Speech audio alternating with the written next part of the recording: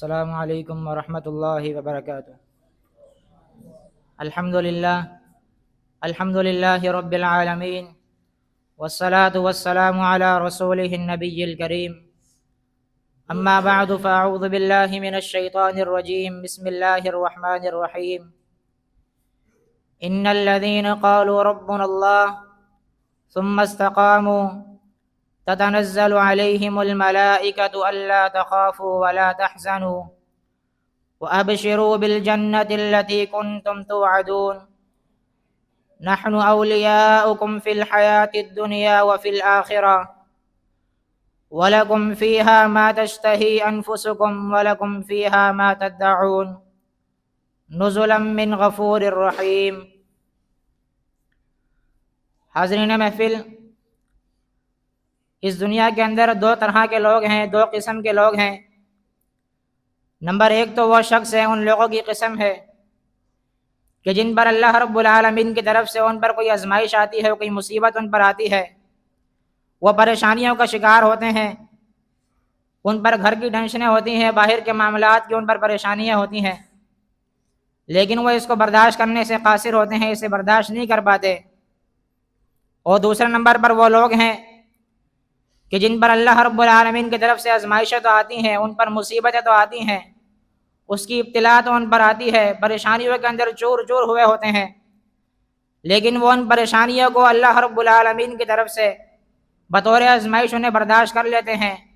ثواب کی نیت سے برداشت کر لیتے ہیں یا درجات کی بلندی کی نیت سے برداشت کر لیتے ہیں۔ تو ایسے لوگوں کے بارے میں اللہ رب العالمین نے قرآن مجید میں ارشاد فرمایا، ان پر انعامات بھی کیے، اور ارشاد فرمایا ان الذین قالوا ربنا اللہ، بے شک وہ لوگ جنہوں نے اس بات کا اقرار کر لیا کہ ہمارا رب اللہ رب العالمین ہے، ثم استقاموا، پھر وہ اس بات پر ڈٹ گئے، جم گئے، تتنزل علیہم الملائکۃ، جب ان کی موت کا وقت آئے گا فرشتے ان کے پاس آئیں گے تو انہیں خوشخبریاں ملیں گی، تتنزل علیہم الملائکۃ الا تخافوا ولا تحزنوا، کہ نہ تم مستقبل کا کوئی خوف کھاؤ اور نہ ہی تمہیں کہ ماضی کا غم ہونا چاہیے۔ تتنزل علیہم الملائکۃ الا تخافوا ولا تحزنوا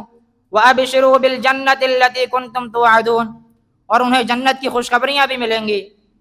اور آگے ارشاد فرمایا نحن اولیاؤکم فی الحیاۃ الدنیا وفی الآخرہ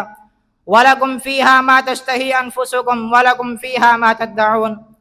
تم نے دنیا کے اندر اپنی خواہشات کو مار دیا، اپنی خواہشات کی پیروی نہیں کی، بلکہ اللہ رب العالمین کے احکامات کو مانا، اللہ کے پیغمبر علیہ السلام کے احکامات کو اپنے اوپر لاگو کیا، تو آج تمہارا انعام یہ ہوگا، تم نے دنیا کے اندر اپنی خواہشات کو مارا تو آج تمہیں اجر یہ ملے گا، آج تم جو چاہو گے تمہیں عطا کیا جائے گا۔ نزلا من غفور الرحیم، اور یہ مہمان نوازی ہوگی اللہ رب العالمین کی طرف سے، یہ اللہ رب العالمین کی طرف سے مہمان نوازی ہوگی۔ لیکن یہ کسے یہ اجر ملے گا، یہ انعامات کسے ملیں گے؟ یہ انعامات ان لوگوں کو ملیں گے جو اللہ رب العالمین کی طرف سے جن پر کوئی پریشانی آتی ہے، مصیبت آتی ہے، کوئی دین کے معاملے میں ہو یا دنیاوی معاملات کے اندر ہو، اور تو اس پر استقامت اختیار کریں،